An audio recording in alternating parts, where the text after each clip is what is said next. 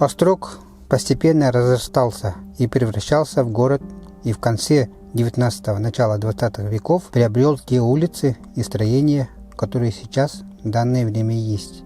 На карте 1890 года мы видим строение. На месте с надписью «Остатки стен и башен» стояла башня, построенная в конце 17 века воеводой Преклонским. Почему-то ее называли башня Тыгына. Хотя башня никакого отношения к главе якутских племен в 17 веке Тыгыну не имеет.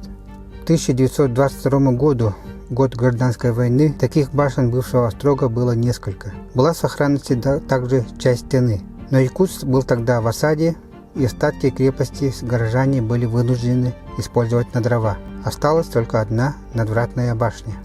Часть острожного укрепления, построенная в 17 веке воеводой Преклонским, стояла в царское время на территории Соборной площади, ныне называемой Площадь Дружбы Народов.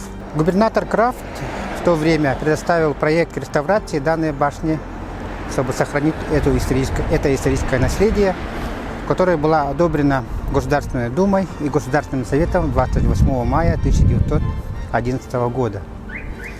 В результате башня была отреставрирована и служила украшением сквера, который размещался на той же Соборной площади. Кроме башни, сквер украшал фонтан и разная растительность. Данный сквер впоследствии был назван именем губернатора Крафта.